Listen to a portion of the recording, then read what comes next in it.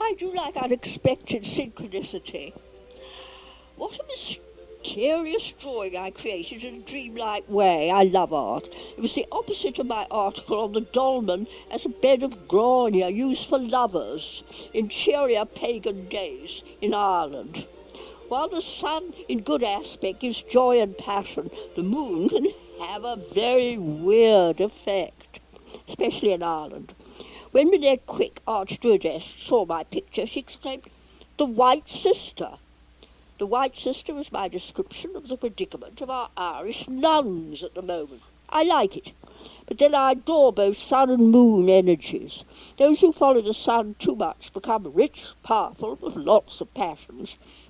They do seem a bit like that, my English relatives, but we in Ireland are under the moon goddess. We can become very weird, even if we stop British. I have to adjust my set when I leave Ireland for England. I give up telepathy, try to please people, covering up undesirable thoughts and being psychically insensitive. Psychically sensitive, I mean. I become honest, open, often too open, and speak my mind on every occasion. Anyway, here is my interpretation of my picture. It shows a dolmen, and the dolmen has in it what I thought was a beautiful rendering of the ancient Irish sort of circle, what would you call them, spiral. It showed a head, a spiral head done delicately in with dots, staring eyes belonging to the ancient Ireland, and mouth and nose. And as it was lunar, just tailed off into a little squiggle. I thought that looked splendid, the rising moon coming through a dolmen. She did have a rather odd expression. Anyway, I began to think of the moon following a spiritual path. We in Ireland would rather be meerkats with respectable lives rather than apes, you see. We don't like all this stuff of being 98% Jim. Speak for yourself. But among too high, obedient, poor, humble and chaste, we may end up like this figure.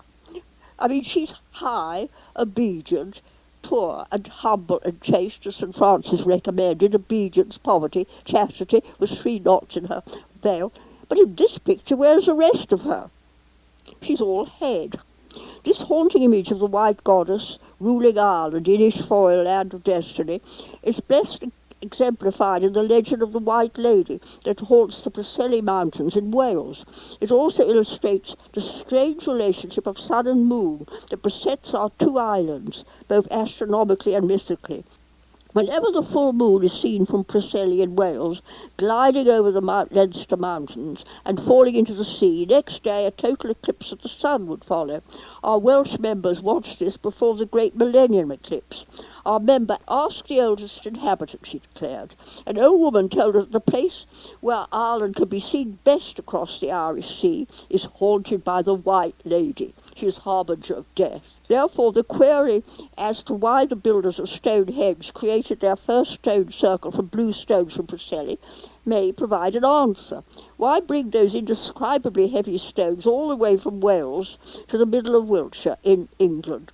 Stonehenge, unlike Avebury, place of the living, was dedicated to the death and rebirth of the sun, and therefore, but who killed and resurrected the sun? No less than her own consort, I think, the pale-faced white goddess Moon.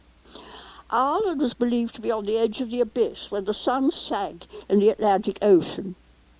Legends told of the lost continent of Atlantis buried there. In Ireland it was the domain of the land of spirits, the She.